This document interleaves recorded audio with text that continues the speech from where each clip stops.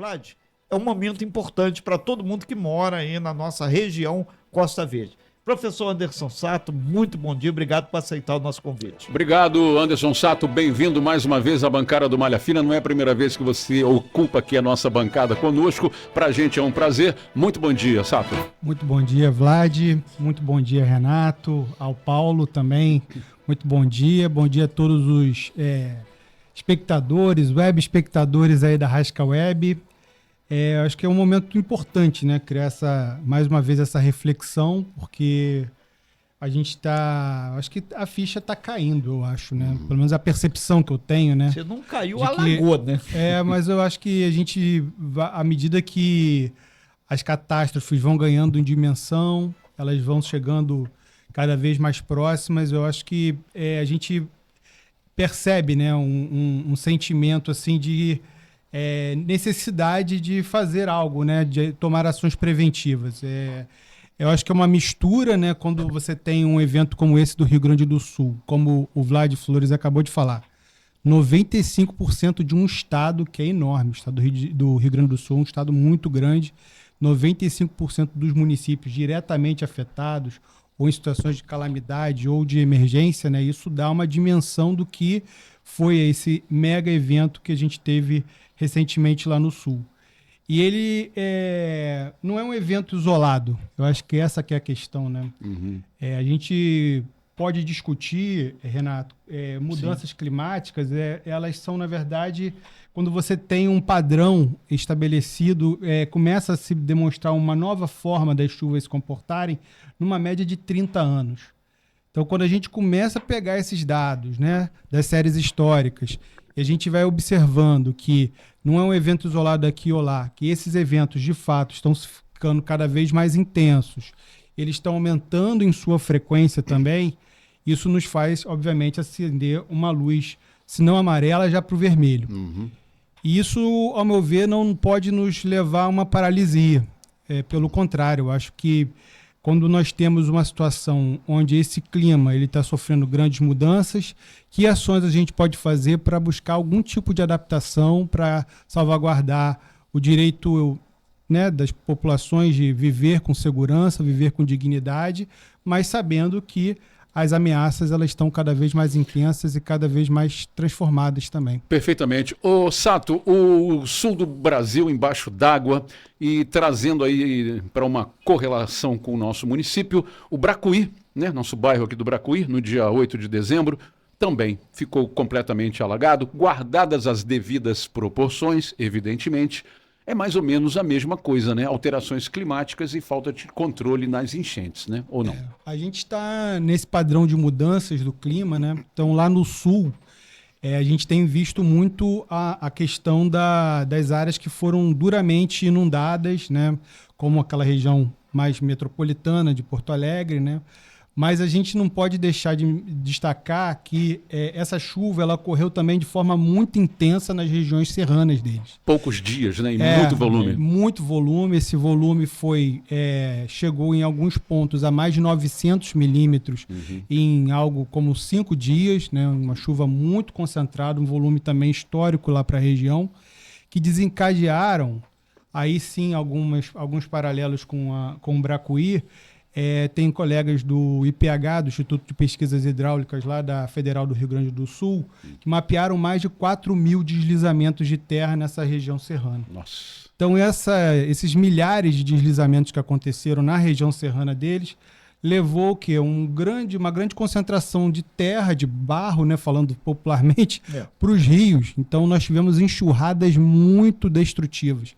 Por isso que não foi apenas, assim como aconteceu no Bracuí, não foi muitas vezes só um processo de subida do nível do rio.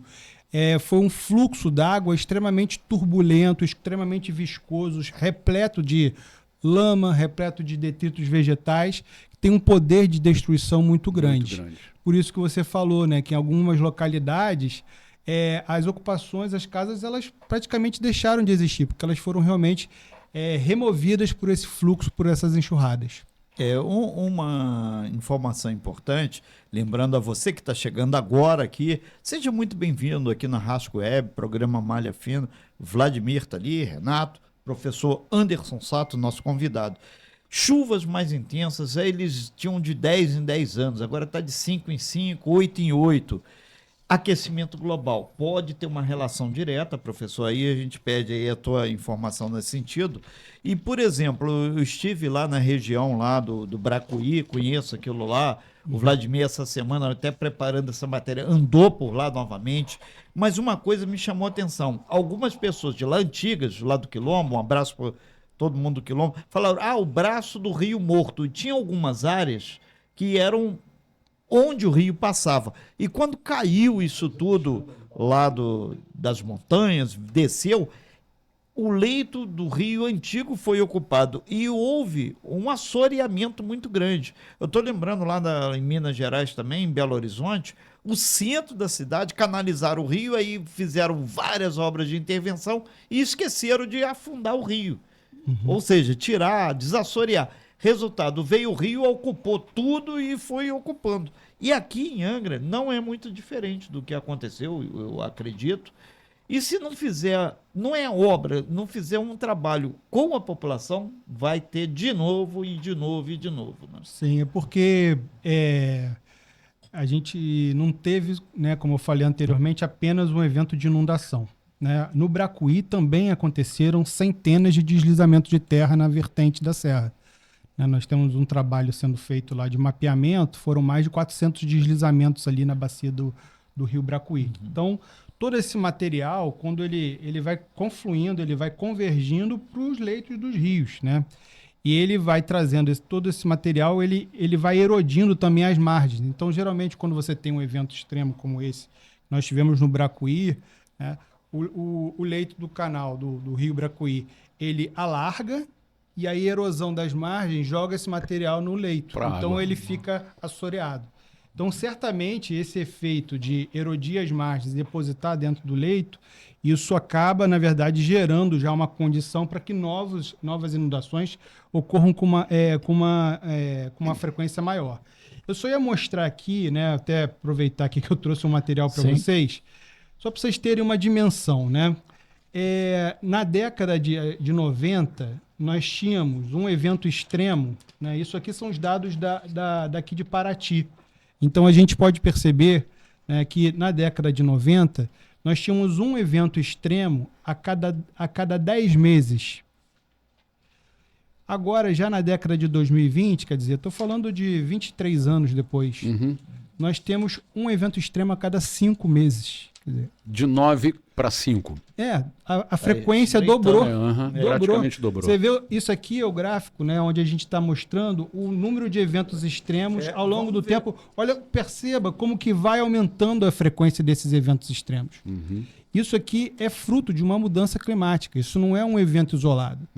Então, isso vai nos fazer o quê? Com que nós tenhamos que nos preparar melhor para eles. Porque esses eventos extremos, eles não só estão acontecendo, mas a gente vai ter que saber como que as cidades vão se adaptar a esses eventos extremos. Sem dúvida, Sato, mas assim, a cidade tem que se preparar para esses eventos extremos. Ok, isso já está entendido. Mas como evitar também a expansão da população dessa forma desordenada que acontece hoje em Angra? É um trabalho em conjunto, né? É se preparar para receber o extremo climático e também preparar a população para receber o extremo climático, né? Esse desordenamento no crescimento é muito complexo, né? Com certeza. Na verdade, a gente vai ter que agir em duas frentes simultaneamente. Exatamente como você falou, Vlad.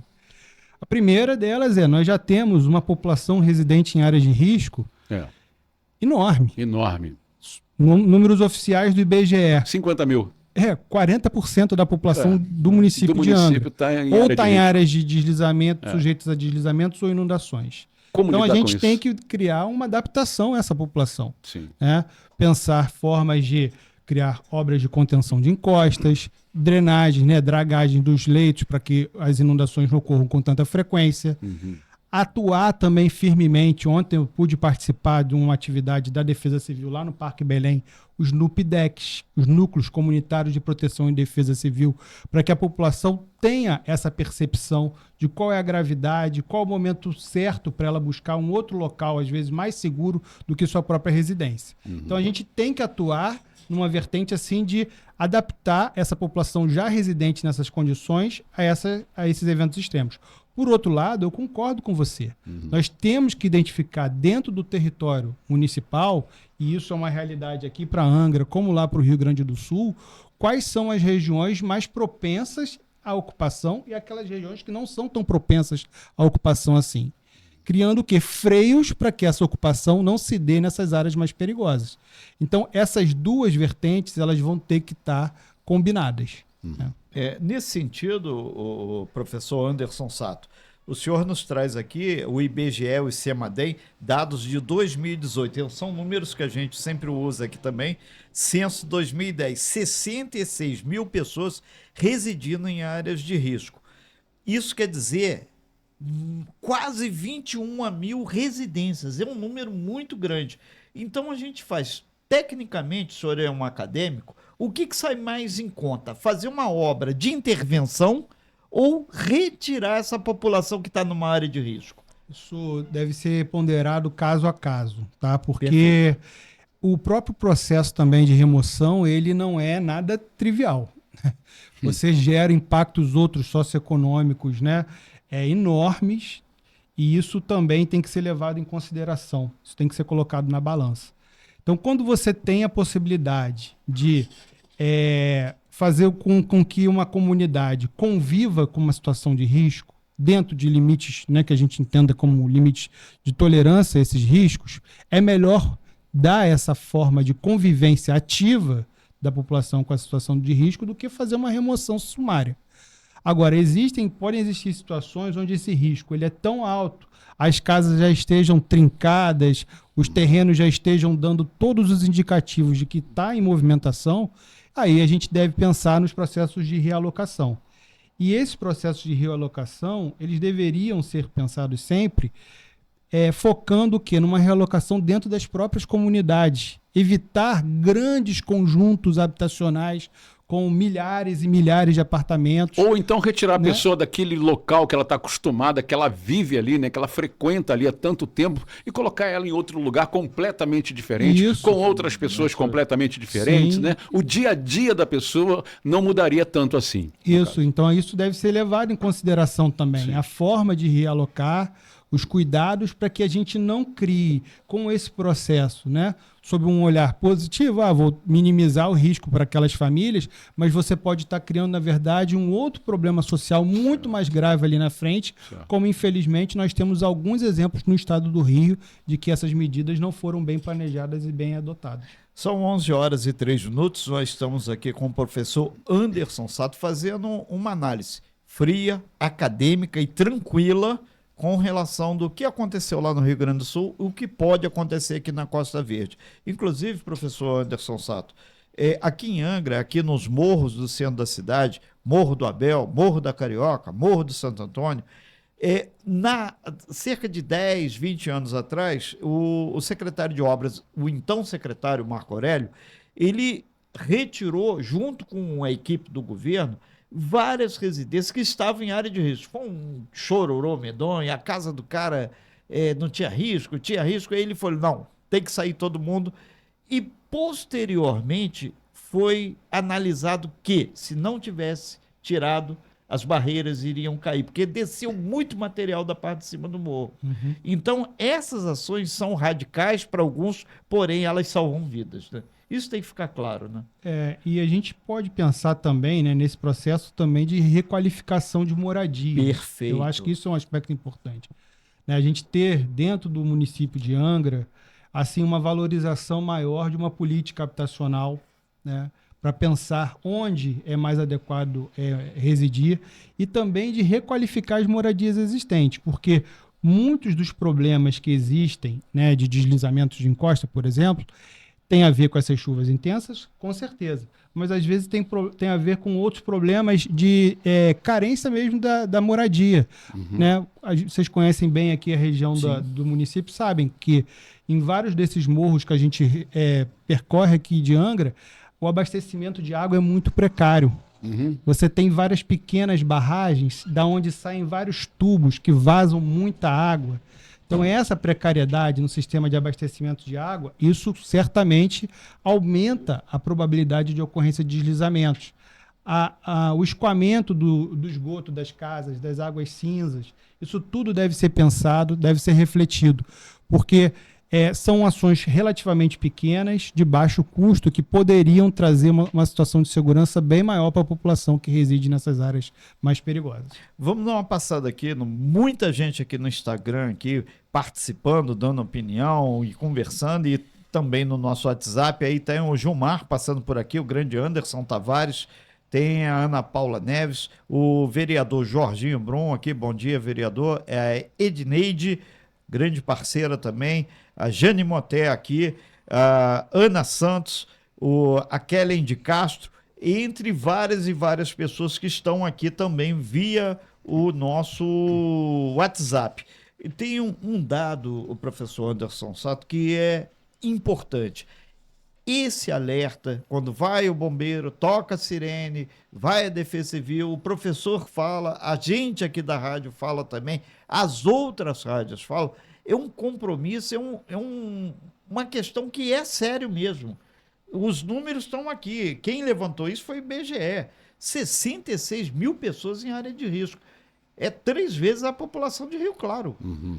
Isso é uma coisa. E não tem infraestrutura para, em caso de um acidente grande, resolver o problema. Não precisa ser tão grande feito o Rio Grande do Sul. Pode ser menor, que não tem, né? Por que eu imprimi e trouxe isso aqui trouxe o material, vocês estão aí ouvindo? Eu trouxe para o Vlad Flores e para o Renato Aguiar um material aqui de formação, né, complementar. Por que eu trouxe isso aqui? Porque eu entendo que é uma tarefa, Vlad, de toda a sociedade. Isso aqui é uma tarefa do professor que está lá na escola lecionando para as crianças no ensino fundamental, no ensino médio. Eu estou lá na universidade desenvolvendo um trabalho também, sempre abordando essa questão. Vocês, radialistas, têm um papel também fundamental. Sim. Então, ontem eu estava lá na escola Tânia Rita, fazendo parte do Núcleo Comunitário de Proteção e Defesa Civil lá do Parque Belém, e aí me surpreendi, felizmente, positivamente, porque eu vi crianças, vi mulheres, vi homens, todos muito assim, preocupados com essa questão, né, de residirem em áreas de risco, mas, ao mesmo tempo, muito empoderados, sabendo que é possível fazer algo. É possível conviver, né, com algumas situações de risco de forma ativa, de modo a preservar a vida da família. Então, eu vejo que a gente tem também tivemos ontem a participação de assistentes sociais na atividade. Então, isso é um papel dos agentes comunitários de saúde, os agentes assistentes sociais, de toda a sociedade. Então, eu entendo que é necessário, né, a gente, através do Plano Municipal de Redução de Risco, a gente tem essa perspectiva de criar, de alguma forma, forma de criar sinergias entre várias secretarias da prefeitura, órgãos como vocês de imprensa, para que a gente consiga colocar essa temática na relevância que ela tem e que a gente tenha realmente, com isso, uma mudança de comportamento. Isso tudo vai passar por uma questão de educação e mudança de comportamento e atitude. Perfeitamente. São 11h09. Esse é o Malha Fina. Estamos recebendo aqui na bancada do programa o professor da UF, Anderson Sato, especialista em redução de risco, está dando mais uma aula para a gente aqui e para você aí que está do outro lado acompanhando o Malha Fina. Estamos em nome da Prado Motors, Boxe Rápido, Boutique, Vendas, também em nome da Só Diesel Angra, Rua Poeta Brasil dos Reis aqui na Praia do Anil e do Supermercado Preço Ótimo, sempre com uma promoção especial para você. Ô Anderson Sato, realmente incorporar o conhecimento das comunidades na elaboração de um plano como é o PMRR, o Plano Municipal de Redução de Riscos, isso aí realmente melhora. Como você disse, é algo que tem que ser em conjunto, porque muita gente acha que isso não vai atingir aquela pessoa, ou não vai atingir a si mesmo. Cara, pode até não atingir a você, mas certamente em Angra você conhece alguém que vai ser atingido. Porque Angra é uma cidade pequena, todo mundo praticamente conhece todo mundo, e mesmo que a sua residência não esteja em área de risco, certamente você tem alguém que você gosta, que você ama, ou pelo menos tem a empatia por alguém que está vivendo todos os dias numa área de risco. Realmente é muito complexa, isso aí deveria ser algo unânime, né, numa cidade como Angra dos Reis, que, como a gente já disse aqui, são mais de 50 mil pessoas vivendo em área de risco. Eu dei uma olhada no seu Instagram e dei uma stalkeada lá no Sato. Realmente tem muita foto de reunião, de entrevista, o tempo todo, né? Você está realmente vivenciando isso aí o tempo todo na sua vida e realmente alguém tem que tomar a frente dessa situação de risco que Angra dos Reis vive. Porém, isso aí não basta, né, Sato? O Instagram não salva vidas, né? Precisa de ações efetivas quanto a isso. O que de fato, de concreto, o que você acha que tem sido feito para reduzir os grandes riscos em Angra dos Reis? Sabemos que as chuvas vêm aí. Esse ano ainda não vieram, mas elas vêm, tá? Elas vêm. Até porque o clima está muito louco, né? Aquele negócio de águas de março fechando o verão, como diz a música, isso já praticamente não existe mais, né? Março não parece março. O outono, quase não tivemos outono. O inverno é um calor danado. Tá tudo trocado, né? Não existe mais as 4 estações do ano, começando e terminando com dia e hora exato. Quando eu era criança, era assim, tinha dia e hora para começar o verão, dia e hora para começar o inverno. Hoje em dia não tem mais isso. É uma misturada, né, meteorológica que a gente não consegue acompanhar e compreender. O que eu sei é que as águas vêm aí, uma hora ou outra vem aí. E a nossa cidade não está preparada, nunca esteve para receber volume d'água gigantesco. Então, Sato, além das infinitas reuniões, infinitas entrevistas, como você está dando aqui hoje para a gente, que eu acho importantíssima, de fundamental importância para o conhecimento geral da população, o que de fato tem sido feito na sua opinião? Então, eu tenho certeza que a questão principal, Vlad, é a questão de formação. E isso eu falo, não é porque eu sou professor e acho que a formação ela vai resolver todos os problemas, mas obrigatoriamente a solução passa pela formação. Então, se você pensa, né, que a ação que a gente está fazendo agora, nesse momento, comunicando para uma população atenta e ouvinte da Rasca Web, se a gente dialoga e faz formação com profissionais de educação, certo. Se a gente dialoga com os agentes de defesa civil, os agentes de saúde, os agentes de endemia, os assistentes sociais, a gente consegue começar a criar uma inteligência coletiva e que vai agir de forma, como você bem falou, empática. O brasileiro, ele tem essa característica que mais uma vez mostrou nesse evento do Rio Grande do Sul. Muito solidário, né? Só que é uma solidariedade reativa. Você já percebeu isso? O brasileiro tem uma solidariedade muito reativa. Acontece um desastre, uma mobilização nacional para dar aquele suporte a uma população afetada. É uma reação em cadeia, né? As pessoas percebem o outro ajudando e também passam a ajudar. Sim. Né? E agora, e a solidariedade preventiva? Essa aí. De ter essa empatia que você falou isso. E num dia de chuva forte, avisar o colega que mora lá, pendurado no morro, de que, olha, tá chovendo muito, pode vir para minha casa porque você vai ser acolhido aqui, deixa passar essa noite aqui e amanhã você volta para tua casa. Ou ir para um ponto de apoio e dar um suporte e fazer o acolhimento daquelas famílias que estão numa situação de maior vulnerabilidade. Eu acho que a gente precisa desenvolver esse lado, sabe? E isso vai se dar, ao meu ver, quando nós tivermos essas ações formativas dentro de uma estrutura de políticas públicas. E de um entendimento coletivo. Entendimento coletivo, investimentos, né, porque são necessários também investimentos dentro de uma política pública, onde você consiga monitorar, avaliar e, eventualmente, corrigir essas ações. Tá? Então, eu acho que a gente tem esse caminho aí a ser feito, a trilhado. Ele está ainda aquém do que o desafio está colocado, isso não resta dúvidas, tá claro isso. Né? É evidente que está, só que a gente, de alguma maneira, dialogando, tratando com pessoas que são formadores de opinião como vocês são, né? A gente influenciando uma sociedade, eu acredito que isso ganhe relevância na pauta. Né? Porque o próprio governador do Rio Grande do Sul falou, olha, a gente acabou não dando tanta prioridade a isso porque não estava na nossa agenda. Mas as ações de prevenção tem que estar na agenda. Tem que estar na agenda. Toda hora, todo dia. Tem que estar na agenda. E a gente tem que mostrar aí também o papel das redes sociais, tem que valorizar as ações de prevenção. Porque senão fica sempre aquele discurso, né, de que a ação de prevenção não gera voto, não gera engajamento. Não, isso tem que dar engajamento, isso tem que ser bem visto, né? Porque assim, você tendo uma valorização das ações preventivas, você de alguma maneira vai minimizar um impacto que é muito maior. O Rio Grande do Sul está falando em impactos econômicos da casa de dezenas de bilhões de reais. Certo. Bilhões de reais. Olha o impacto econômico num estado que já estava muito mal das pernas, já estava em processo de recuperação fiscal.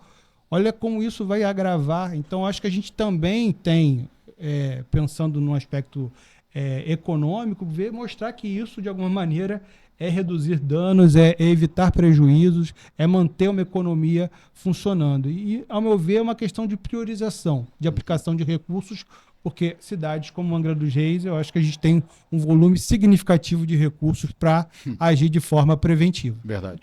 Nesse sentido, a gente aproveita, volta aqui para o nosso Instagram, passar aqui rapidamente, agradecer Edneide, a Glaus, Jefferson Portilho também, a Ana Santos, a Kellen de Castro, a Joelma também passando por aqui, a Juliana Dias, o Washington, e vai por aí adiante. Muita gente a gente vai registrando, mas a gente lembra que, ainda agora aqui, estava conversando aqui, o Coronel Scarani, que é o secretário da Defesa Civil lá de Mangaratiba, lá tem N problemas igual aqui. E são dois momentos. Um, o deslizamento, que todo mundo sabe. Dois, a questão do rio. Mas são eventos equidistantes, não é a mesma coisa praticamente. Porque se a barreira cai, aquilo vai parar dentro do rio. Se ninguém draga o rio, diminui, o rio vai ficar assoreado. Uma outra chuva que pode ser menor, já vai ter um estrago muito maior. Aí, professor Anderson Santos, o senhor traz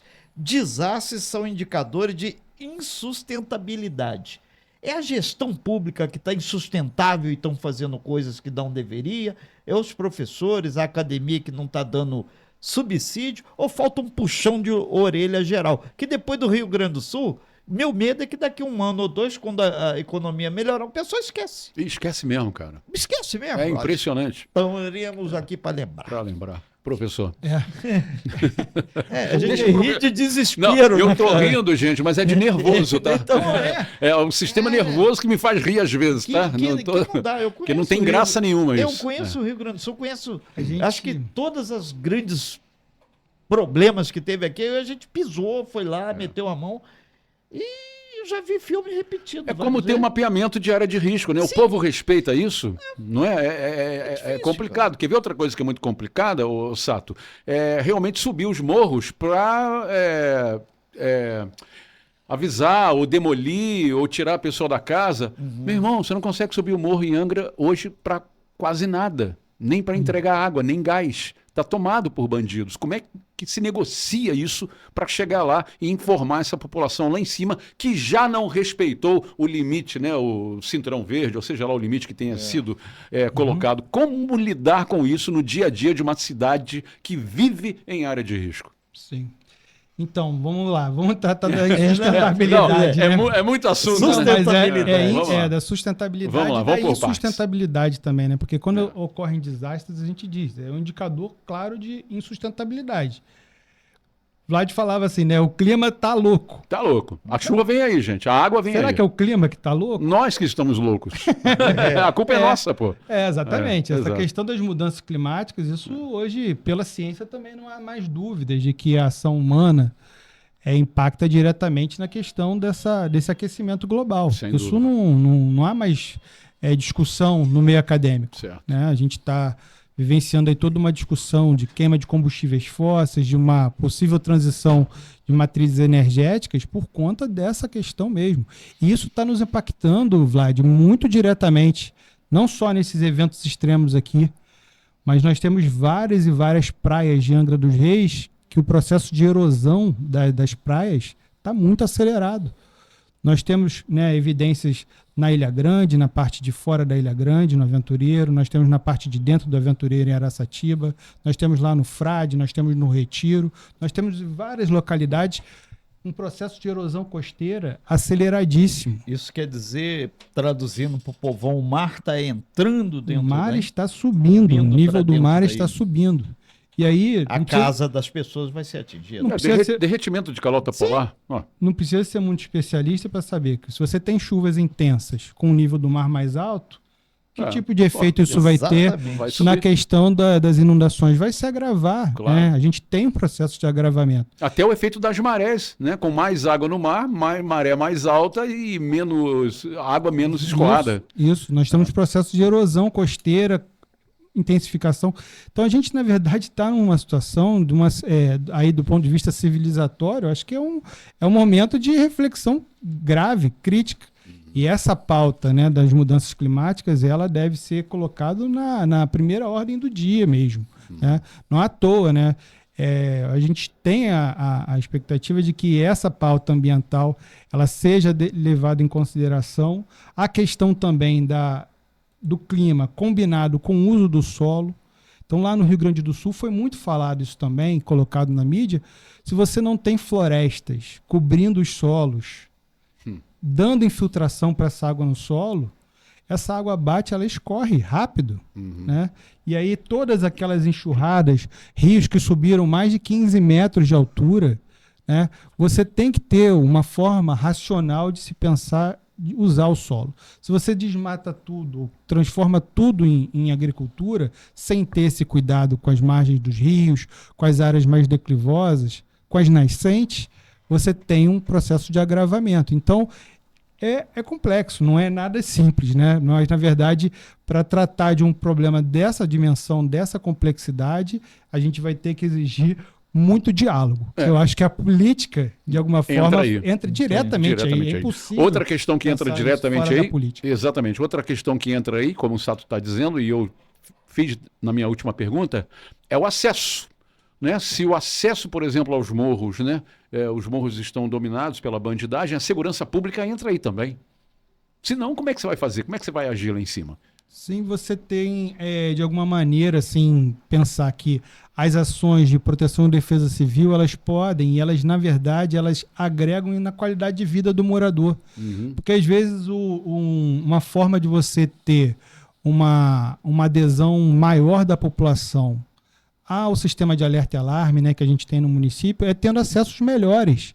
Então, às vezes, aquela escadaria que não tem o corrimão, aquela canaleta que está quebrada ali, que as pessoas não conseguem fazer o acesso com facilidade. Quer dizer, são coisas que podem ser melhoradas, podem ser aperfeiçoadas, vai melhorar o dia a dia do morador ali e, ao mesmo tempo, vai dar uma sensação, não só uma sensação, algo material de uma maior segurança. Sabe? Eu vejo que a gente precisa combinar, mostrar que fazer redução de riscos de desastres é melhorar a qualidade de vida do morador no dia a dia.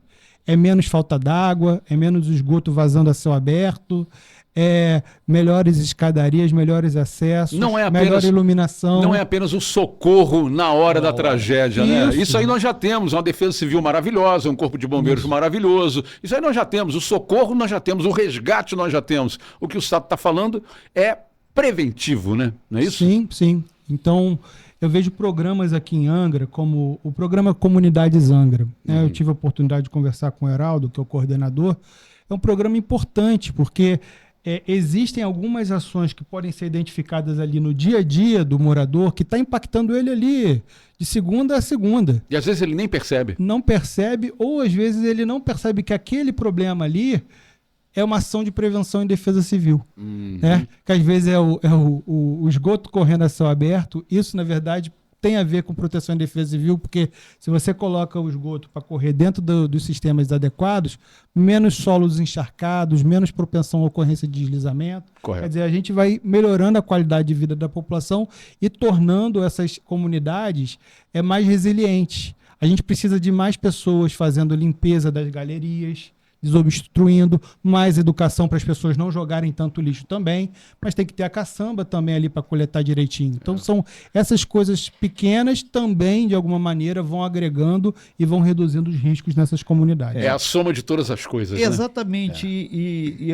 o fato da Rasca, nós aqui do Malha Fina, ter essa pluralidade aqui, por exemplo, o pessoal lá de Leeds está falando aqui, é muito legal essa fala, porque, por exemplo, os moradores lá do bairro da Várzea do Inhame que é lá em Leeds, eles têm que economizar água. Rebentou uma tubulação de rio, mais saneamento, e aquela água vai encharcando. Aqui em Interessar Poça é bem em frente à capela mortuária, hein?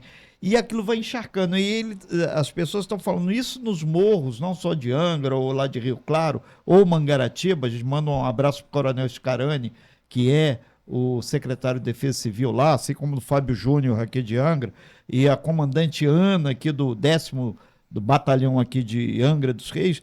Essa batalhão do Corpo de Bombeiros, essa turma anda nos morros, a gente anda e vê vendo. O que ele está sinalizando aqui? Aquela água está encharcando e encharcou no morro. Se vier uma chuva grande agora para frente, certamente é uma grande possibilidade de cair. E outra coisa que o senhor falou aqui, professor Anderson Sato, é que o esgoto caindo lá, que o solo, o cara pisa, tá vendo, tá encharcado. E boa parte aqui dessa região, é só andar na Rio Santos que você vê isso, é uma camada, às vezes, de 2, 3, 4 metros de terra. Monsoaba está aí para não deixar ninguém mentir. Depois é uma laje de pedra. Aquilo encharca, pesa e desce. Quando desce, leva tudo. Que é uma coisa muito grande. Ele pegou a carona aqui para explicar essa questão. Obrigado aí o pessoal lá da Várzea do Inhame aí. Isso não tem como. Vai arrancar todo mundo dos morros, mas se tiver dinheiro, fizer a canalização, se melhorar isso, a proteção melhora. Muita coisa. Manutenção, lá no Rio Grande do Sul, voltando, né? Sim. A gente viu que muito do sistema de combate à enchente deles não funcionou porque não teve manutenção. As bombas. As bombas, os diques, né, as comportas, que não vedaram tão bem. Não aparece, então, né? Não gera voto, né? Sabe o que aparece? Depois da tragédia, que o cara vai lá, ajuda, tira foto, faz selfie, aí ele aparece, né? Vladimir, agora a prevenção não aparece, né, amigo? Eu vou dar um depoimento aqui. Eu cheguei a ver governador trepado em cima do muro de contenção. Você vai acertar em cheio. O muro foi concluído? Não, mas a performance, a selfie estava lá, foi feita. Então, a manutenção, né, Sato? Concluindo. Isso não é a questão da manutenção, e essas manutenções em obras de maior porte vão exigir, né, exatamente uma programação, né, uma vistoria ali constante. Agora, tem outras manutenções que a própria população, né, do bairro pode ajudar, né? Tão importantes são os garis, tão importantes são os funcionários terceirizados da prefeitura que vão desobstruindo essas canaletas.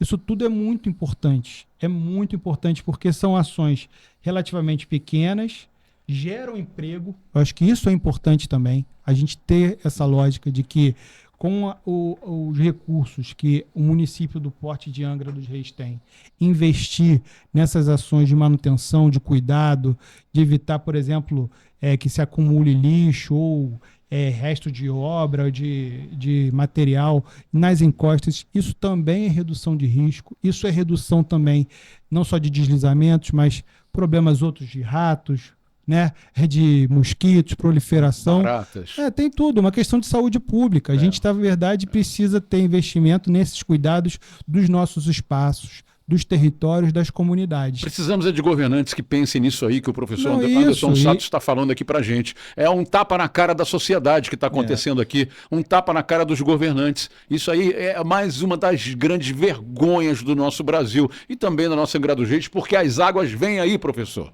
Elas vêm aí e eu acho que também aí eu acho que é uma parceria que deve ser feita, né, entre os técnicos das prefeituras, os acadêmicos e a população. Respeitar o saber da população é muito importante. Muito importante. Eu queria virar a chave agora para Ilha Grande, né, que é outro, ou para as ilhas em geral. O que está sendo feito em relação a fora do continente? Sim. Nós estamos agora, dentro do Plano Municipal de Redução de Risco, né? Nós vamos agora estamos identificando as comunidades que vão ser, de alguma maneira, vistoriadas em detalhe na segunda etapa do projeto. E existem várias comunidades da Ilha Grande que estão incluídas nessa segunda etapa. E eu, particularmente, sou conselheiro lá do Aventureiro. No Aventureiro existe a Reserva de Desenvolvimento Sustentável do Aventureiro, uma comunidade muito afetada em 2022, com deslizamentos, famílias que perderam suas casas, famílias impactadas na sua economia, porque o turismo, né, que é a mola propulsora hoje da economia da Ilha Grande, foi muito duramente afetada. E o que eu posso dizer é que com um mínimo de organização, e se houvesse, né, também assim, investimentos ainda maiores nas ações, né, de suporte e de reconstrução, nós temos resultados efetivos lá no Aventureiro, né? Mas isso passando muito por conta da iniciativa dos próprios moradores. Então hoje no Aventureiro nós tivemos famílias, já temos 4 famílias que perderam suas casas com os deslizamentos em 2022, que estão hoje finalizando as suas casas, né, reconstruindo as suas vidas. Nós estamos agora em parceria com o INEA, a associação lá do Aventureiro, e a Defesa Civil, o Ministério Público, discutindo um turismo, a forma de fazer um turismo sustentável, resiliente, porque aquela população ela foi muito afetada em sua economia. E de que maneira também existe um processo de corresponsabilização, Vlad. Isso também é um aspecto importante. Às vezes a gente percebe uma sobrecarga também muito grande sobre o poder do Estado, né? O município, o Estado, a federação, mas as pessoas, a sociedade civil, as associações, organizações de moradores, elas também podem, ao ver, devem se corresponsabilizar nesse processo, dividir atribuições.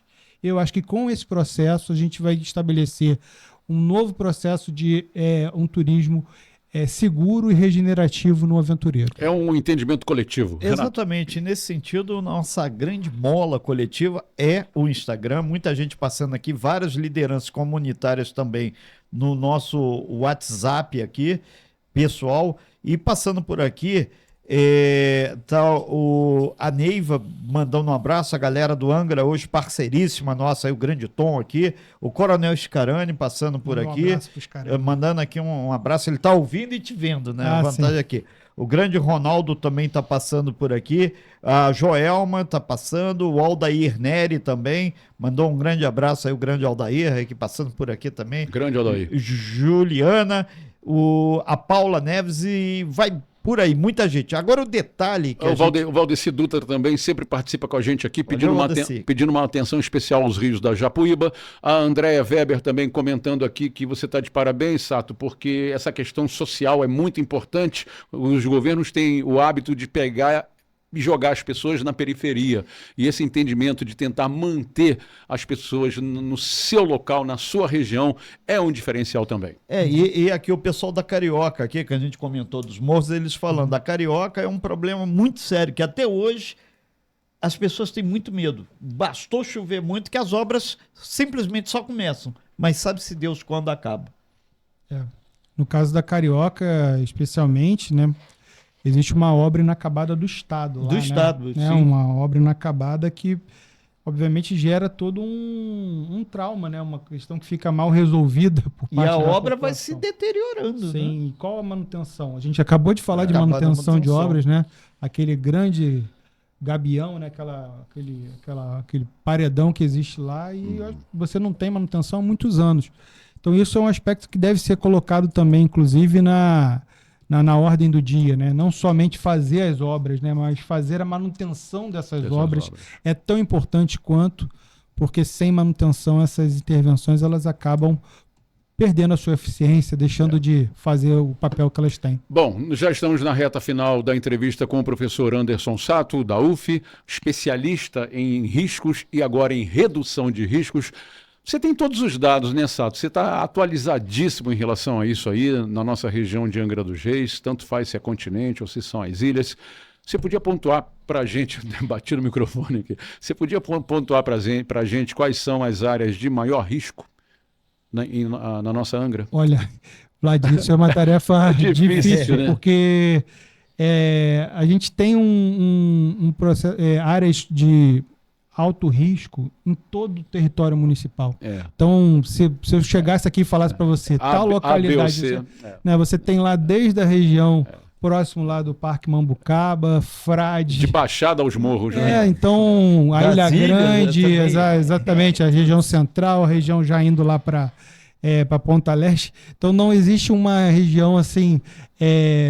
com maior risco do que outra. Na verdade, a gente tem que estar em todo esse território municipal atentos, né, monitorando cientes, né? Se você, né, hoje a Defesa Civil disponibiliza no seu site todos os mapeamentos que ela tem acesso, então a informação que a Defesa Civil tem está disponível para download. Certo. Então acho que as pessoas devem se informar, saber se residem nessas áreas mais perigosas, caso residam, ter exatamente o seu plano de família ali, né? Numa situação de chuva forte, o que fazer, que procedimento adotar, se é possível fazer algum tipo de melhoria na moradia, de modo a dar um pouco ainda mais de segurança. Já deixar amarradinho aquela família que vai ajudar Isso. em qualquer situação aí de risco, né? Em qualquer situação extrema, para onde você vai com a sua família. Já deixa alinhado, né? Assim, vai para casa do tio, vai para casa do amigo, vai para o bairro tal. Isso é interessante, já deixar esse planejamento de fuga, né? De saída da região que está sendo atingida. É né? o planejamento familiar de convivência com as chuvas fortes, porque elas, como você falou, elas estão aí, elas vão vir de novo,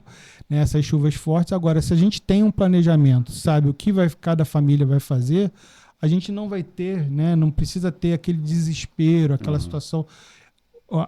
Na verdade, quando existe esse desespero, essa histeria assim, coletiva, isso na verdade está mostrando que por vezes falta esse planejamento.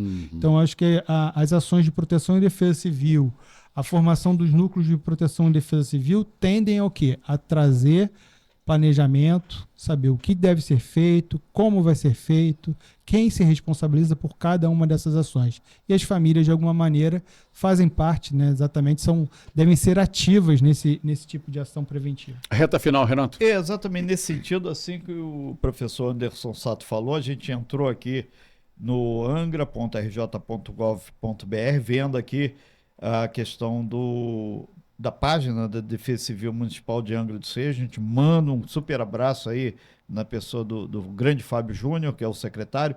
Está aqui, cadastramento de moradores de área de risco, apresentação outubro de 2019. O professor Anderson Sato está aqui do nosso lado olhando.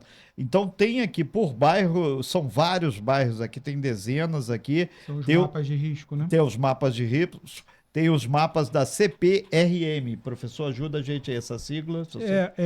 Antigamente era CPRM, agora é Serviço Geológico do Brasil. Perfeito. Aí tem aqui a carta de suscetibilidade, né? Deslizamentos e inundações. Então tem vários. Me chamou a atenção que tem até o bairro Bonfim, que é um bairro tranquilo, entre aspas.